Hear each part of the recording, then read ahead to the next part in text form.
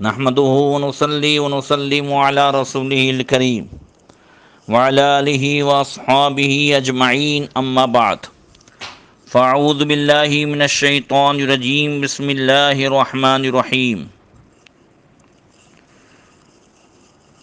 لقد كان في قصصهم عبرة لأولي الألباب صدق الله مولانا العظيم۔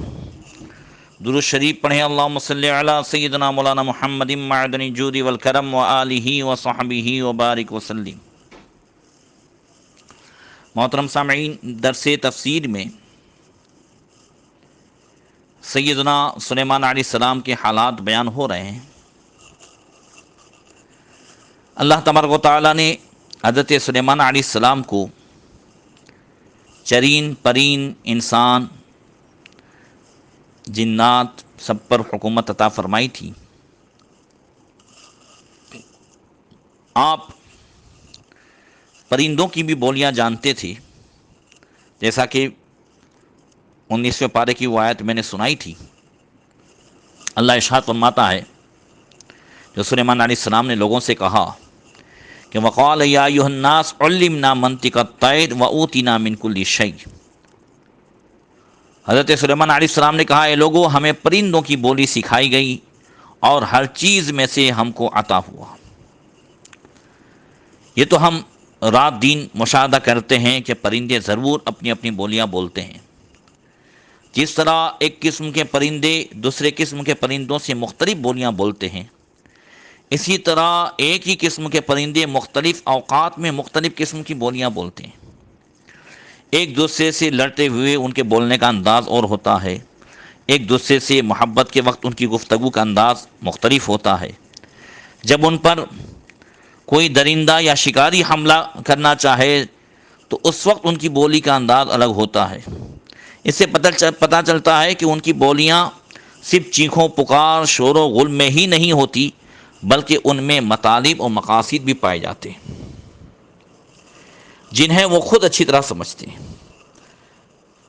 ہم ان کی بولیوں کو نہیں سمجھتے، مگر سلیمان علیہ السلام کو اللہ تعالیٰ نے پرندوں کی بولیاں سمجھنے کی وہ قوت عطا فرمائی تھی۔ حضرت سلیمان علیہ السلام یہ سمجھ لیتے تھے کہ یہ کیا کہہ رہے ہیں۔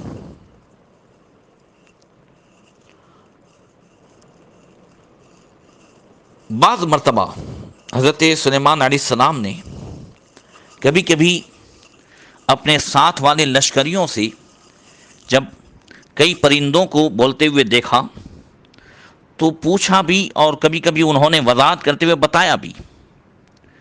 ایک مرتبہ درخت پر کئی پرندوں کو دیکھا تو فقال لاصحابی اتدرون ما یقول، اپنے ساتھیوں سے کہا، اپنے صحابہ سے، کہ جانتے ہو یہ کیا کہتے ہیں؟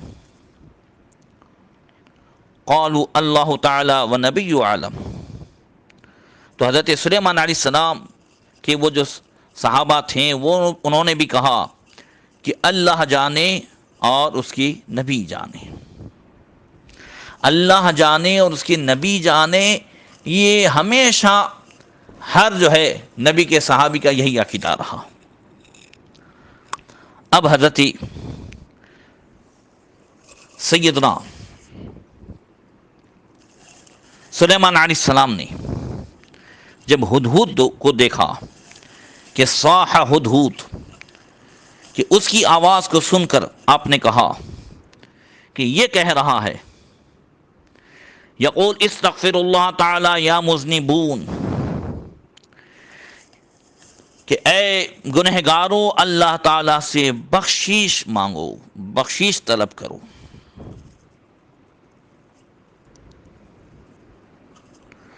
اور جب چیل کو آپ نے پکارتے ہوئے دیکھا، وصاحت اتوا فقال یقول کل حی میت و کل جدید بال، کہ ہر چیز، کل حی میت، جو بھی زندہ ہے وہ فنا ہونے والا ہے، اور جو نیا ہے وہ پرانا ہونے والا ہے۔ اور جب آپ نے تیتر کو جو ہے بولتے ہوئے دیکھا تو فرمایا یہ کہتا ہے من سکت سلیما، جو خاموش رہا وہ سلامت رہا۔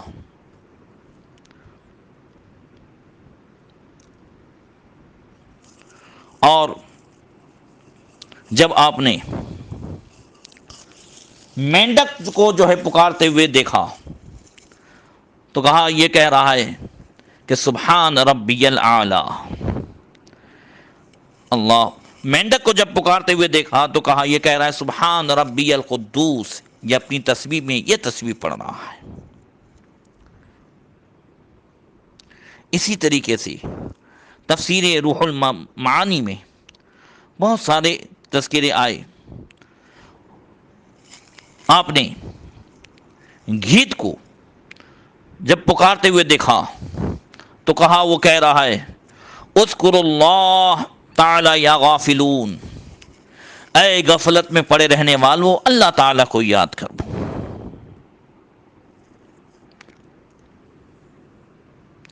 اور جب قمری کو پکارتے ہوئے دیکھا تو آپ نے فرمایا کہ یہ کہہ رہی ہے سبحان ربی الاعلی۔ اس طریقے سے مختلف جو ہے آپ نے پرندوں کے تعلق سے آپ نے بتایا۔ عقاب یعنی باز کی آواز کو سن کر کے آپ نے فرمایا کہ یہ کہہ رہا ہے کہ لوگوں سے دور رہنے میں ہی انس ہے۔ اللہ اکبر۔ یہ جو بولیاں ہیں یہ پرندوں کی ہمیشہ کی بولی نہیں، بلکہ یہ بعض اوقات کی جو بولی ہے جو انہوں نے بولی، مختلف اوقات کی مختلف بولیاں ہوتی ہیں۔ اللہ تبارک و تعالیٰ نے سلیمان علیہ السلام کو اسی طریقے سے تانبے کا چشمہ بھی عطا فرمایا تھا۔ اللہ ارشاد فرماتا ہے کہ وَأَرْسَلْنَا لَهُ عَيْنَ الْقِطْرِ، اور ہم نے ان کے لیے پگھلے ہوئے تانبے کا چشمہ بہایا۔ اس کا ایک مقصد یہ تھا کہ آپ کے لیے اللہ تعالیٰ نے تانبے کو اس طرح نرم کر دیا تھا جیسے آپ کے والد ماجد حضرت داؤد علیہ السلام کے لیے لوہا نرم کر دیا تھا، کہ تانبے کی صنعت والے لوگ آپ کے پاس ٹھنڈا تانبا لاتے، آپ بغیر آگ اور کٹنے کے جیسے انہیں ضرورت ہوتی اس طرح بنا دیتی۔ اور مفسرین فرماتے ہیں کہ دوسرا مطلب یہ ہے کہ آپ کو اللہ تعالیٰ نے تانبے کی دھات ایک چشمے کی صورت میں عطا فرمائی تھی، جتنا تانبا ضرور ہوتا جو ہے وہ آپ چشمے سے لے لیتی۔ اسی طریقے سے سلیمان علیہ السلام کو اللہ تعالیٰ نے ایک عظیم لشکر عطا فرمایا۔ اللہ 19ویں پارے میں فرماتا ہے وَحُشِرَ لِسُلَیمَانَ جُنُودُهُ مِنَ الْجِنِّ وَالْإِنسِ وَالطَّيْرِ وَهُمْ يُوزَعُونَ، اور سلیمان علیہ السلام اور فراہم کیے گئے سلیمان علیہ السلام کے لیے لشکر جنات، انسان اور پرندوں سے، پس وہ نظم و ضبط کے پابند ہیں۔ جہاں حضرت سلیمان علیہ السلام چاہتے آپ جو ہے ان لشکریوں کو لے کر کے تشریف لے جاتے۔ ساتھ میں اللہ تبارک و تعالیٰ نے سلیمان علیہ السلام کو ہوا بھی آپ کے تابع کر دی تھی، تو وہ ہوا آپ کو جو ہے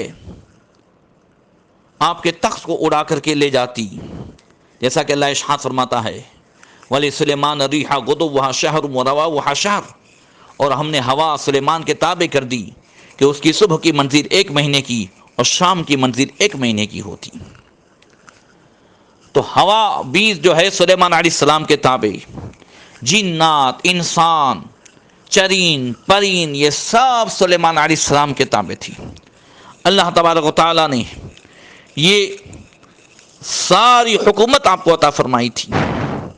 اور یاد رکھیے کہ ہمارے نبی تو سلیمان علیہ السلام کے بھی نبی ہیں، وہ ساری جو ہے خصوصیتیں جو سلیمان علیہ السلام کو عطا فرمائی تھی، اللہ تعالیٰ نے ہمارے آقا صلی اللہ علیہ وسلم کو بھی عطا فرمائی تھی۔ حسن یوسف دم عیسیٰ ید بیضا داری، آنچ خوبا ہما دارن تو دنہا تاری۔ سب سے اولا والا ہمارا نبی، سب سے بالا و والا ہمارا نبی، سارے اونچوں میں اونچا سمجھیے جسے ہے ان اونچوں میں اونچا ہمارا نبی، سارے اچھوں میں اچھا سمجھیے جسے ہے ان اچھوں میں اچھا ہمارا نبی۔ سلیمان علیہ السلام جیسے چرین پرین جانوروں کی بولی سمجھتے تھے، ایسے ہی ہمارے آقا صلی اللہ تعالی علیہ وسلم بھی جانوروں کی بولی بھی سمجھتے تھے۔ وہ جانور آپ کی بارگاہ میں آ کر کے فیصلے بھی کراتے اور فریاد بھی کرتے تھے۔ اللہ اکبر۔ یہ تو آپ جانتے ہی ہیں، جانور بھی آ کر کے حضور کی بارگاہ میں فریاد کرتے تھے، اور کبھی کبھی جو ہے جانور کے مالک بھی آ کر جانوروں کی فریاد حضور کی بارگاہ میں پیش کرتے تھے۔ محترم سامعین، کبھی آپ نے دنیا میں ایسی کورٹ نہیں دیکھی ہوگی جہاں جانوروں کی فریاد کی جائے۔ آج جانوروں کو ماں باپ کے درجے تو دیے جاتے ہیں، مگر جب ان کا باپ انہیں جہنم میں پہنچاتا ہے تو اس کے خلاف کسی کورٹ میں جو ہے فریاد نہیں کی جاتی ہے، مگر یہ ہمارے آقا صلی اللہ تعالی علیہ وسلم کی کورٹ ہے کہ یہاں اگر جانوروں کا مالک جانور پر ظلم کرے تو جانور فریاد کرے، اور جانور اگر جو ہے مالک کو ستائے تو مالک آ کر کے فریاد کرے۔ ایک صحابی حضور کی بارگاہ میں آئے، عرض کرتے ہیں یا رسول اللہ، میرا اونٹ رات کو مجھے سونے نہیں دیتا ہے۔ اللہ اکبر۔ ہے کوئی دنیا میں ایسی کورٹ کہ ہم وہاں جا کر کے بتائیں کہ ہمیں جو ہے ہمارے محلے کے کتے سونے نہیں دیتے؟ یہ ہمارے نبی کی شان ہے۔ اعلیٰ حضرت فرماتے ہیں اپنے مولا کی ہے بس شان عظیم، جانور بھی کرے جن کی تعظیم، سنگ کرتے ہیں ادب سے تسلیم، پیر سجدے میں گرا کرتے ہیں۔ ہاں یہی کرتی ہے چڑیا فریاد، ہاں یہی چاہتی ہے ہرنی داد، اسی در پہ شتران ناشاد گلے رنج و عنا کرتے ہیں۔ صحابی کہتے ہیں یا رسول اللہ، یہ اونٹ مجھے سونے نہیں دیتا ہے۔ حضور نے فرمایا اونٹ کو بلایا جائے۔ اونٹ کو بلایا، وہ اونٹ آ گیا، اس نے گردن جھکا دی۔ سرکار نے فرمایا کیا تیرا مالک تجھ پہ ظلم کرتا ہے؟ اونٹ نے گردن ہلائی، کہا نہیں۔ سرکار نے ارشاد فرمایا کیا تیرا مالک تجھے چارہ نہیں دیتا، کھانا نہیں دیتا؟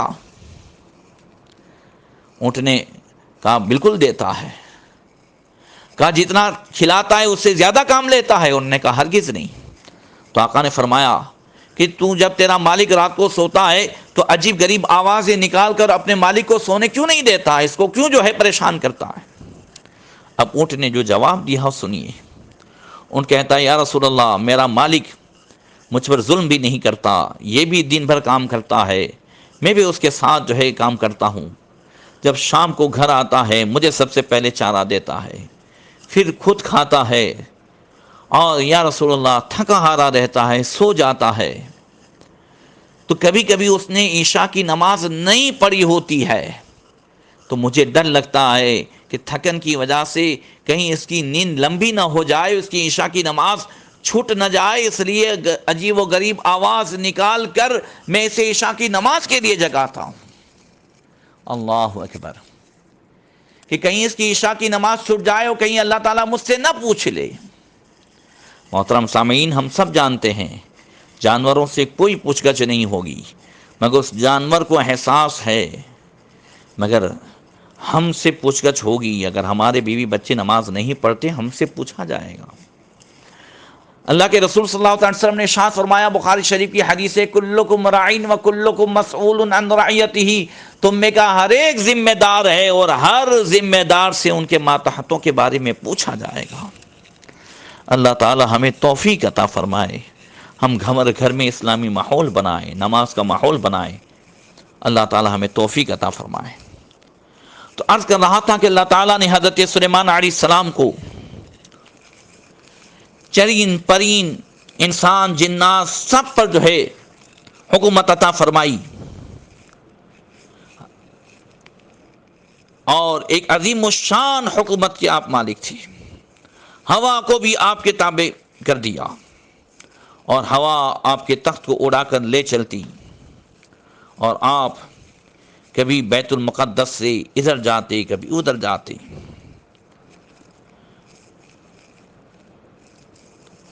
ایک مرتبہ حضرت سلیمان علیہ السلام نے حرم شریف مکہ شریف جانے کا ارادہ فرمایا. تو بیت المقدس سے حرم شریف پہنچنے کا یہ راستہ، یہ تو بہت لمبا راستہ ہے، مگر آپ تخت پر جلوہ افروز ہوئے اور ہوا نے آپ کو جو ہے صبح سے لے کے شام تک میں پہنچا دیا. جنات، انسان، چرین پرین اور جانوروں کے ساتھ چلنے کا حکم دیا، یہاں تک کہ بہت بڑا لشکر تیار ہو گیا. یہ عظیم الشان لشکر تقریباً 30 میل میں پورا ہوا. حضرت سلیمان علیہ السلام نے حکم دیا تو ہوا نے تخت سلیمان کو پورے لشکر کے ساتھ اٹھایا اور فوراً حرم شریف میں پہنچا دیا. سلیمان علیہ السلام حرم شریف میں کچھ عرصے ٹھہرے اور اس عرصے میں مکہ معظمہ میں روزانہ 5000 اونٹ، 5000 گائے اور 20,000 بکریاں ذبح فرماتے اور اپنے لشکر میں سب کو کھلاتے اور ہمارے نبی کریم صلی اللہ تعالی علیہ وسلم کی بشارت سناتے اور حضور کا تذکرہ کرتے کہ یہیں سے ایک نبی عربی پیدا ہوں گے جن کے بعد پھر کوئی نبی پیدا نہ ہوگا. یہی تو میلاد ہے. سلیمان علیہ السلام اپنے زمانے میں چرین پرین، انسان، جنات سب کے بیچ میں ہمارے نبی کی میلاد بیان کر رہے ہیں اور بعد میں نیاز بھی کھلا رہے ہیں. سبحان اللہ. حضرت سلیمان علیہ السلام کچھ عرصے کے بعد مکہ معظمہ میں سے مناسک ادا فرمانے کے بعد ایک صبح کو وہاں سے چل کر آگے پہنچی. سلیمان علیہ السلام کے اس سفر کو اللہ تعالیٰ نے بھی بیان فرمایا ہے 19ویں پارے میں کہ سلیمان علیہ السلام جب آگے پورے چرین پرین سب کے ساتھ جا رہے تھے اور جب آپ ایک زمین پر اترے تو اب زمین میں تو سب چل کر کے جائیں گے، تو اس وقت ایک چونٹی نے سلیمان علیہ السلام کی لشکر کی شان کو دیکھا تو فوراً چونٹی نے کہا، جیسا کہ قرآن میں ہے، حتی اذا اتوا علی وادی النمل قالت نملۃ یا ایھا النمل ادخلوا مساکنکم لا یحطمنکم سلیمان وجنودہ وہم لا یشعرون.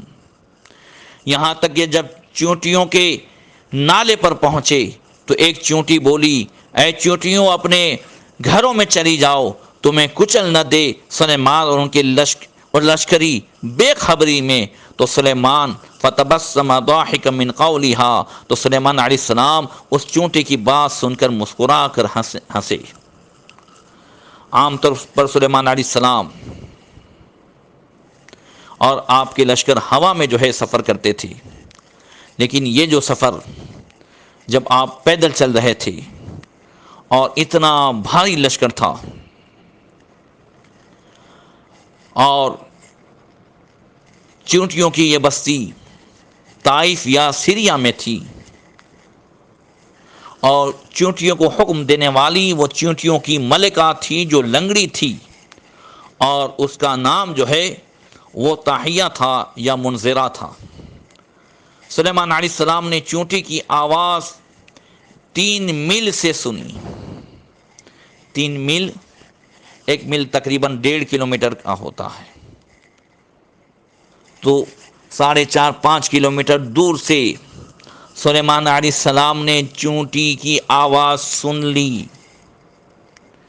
تو اگر آج بھی امتی یہاں سے نبی کو پکارے تو نبی نہیں سنیں گے، واللہ وہ سن لیں گے، فریاد کو پہنچیں گے. اتنا تو ہو کوئی جو آہ کرے دل سے. آپ نے اپنے لشکر کو آگے چلنے سے روک دیا تھا کہ چونٹیاں اپنے گھروں میں داخل ہو سکیں. یہ اللہ تعالیٰ کہ نبی کا وہ معجزہ ہے۔ اللہ اکبر۔ بہرکیف حضرت سلیمان علیہ السلام مسکرائے اور چونٹی نے جو بات کی اس بات میں آپ غور کریں۔ اس نے کہا کہ یا ایھا النمل ادخلوا مساکنکم لا یحطمنکم سلیمان وجنودہ وہم لا یشعرون، کہ اے چوٹیوں اپنے گھروں میں داخل ہو جاؤ کہ سلیمان اس کے لشکری کہیں بے خبری میں تمہیں کچل نہ ڈالے۔ اس پر مفسرین فرماتے ہیں کہ چونٹی بھی جانتی ہے کہ ان النملۃ قالت وهم لا يشعرون كأنها عرفت ان النبي معصوم فلا يقع منه قتل هذه الحيوانات الا على سبيل السهو، وهذا تنبيه عظيم على وجوب الجزم بعصمة الانبياء عليهم السلام۔ اللہ اکبر۔ علامہ راضی امام فخر الدین رازی رحمۃ اللہ تعالی علیہ فرماتے ہیں کہ چونٹی بھی جانتی ہے، وہ پہچانتی ہے کہ نبی معصوم ہے اور کبھی جان بوجھ کر کے ان سے کوئی خطا نہیں ہوتی، کوئی لغزش نہیں ہوتی، تو پھر نبی نے اپنے لشکریوں کو بھی جو ہے ایسی تعلیم دی ہوگی، تو نبی کے لشکری بھی جان بوجھ کر کے کسی جانور پر جو ہے وہ نہیں کریں گے، بے خبری میں کہیں وہ ہمیں کچل نہ ڈالیں۔ اس وجہ سے وہ کہتی ہیں وَهُمْ لَا يَشْعُرُونَ، کہیں بے خبری میں ہمیں کچل نہ ڈالیں۔ اللہ اکبر۔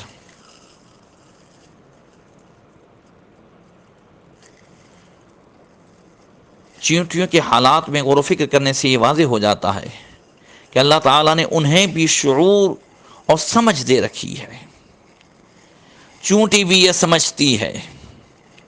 اللہ اکبر۔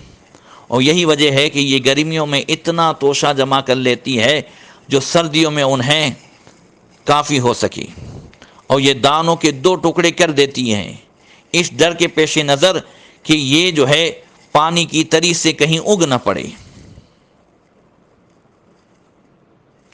اور دھنیا اور مسور کے 4 ٹکڑے کر دیتی ہیں چونٹیاں، کیونکہ ان کے 2 ٹکڑے کر بھی دیے جائیں تو بھی وہ اگ پڑتے ہیں، ایسے ہی جیسے ٹکڑے نہ کیے جائیں تو وہ اگ جائیں۔ اللہ اکبر۔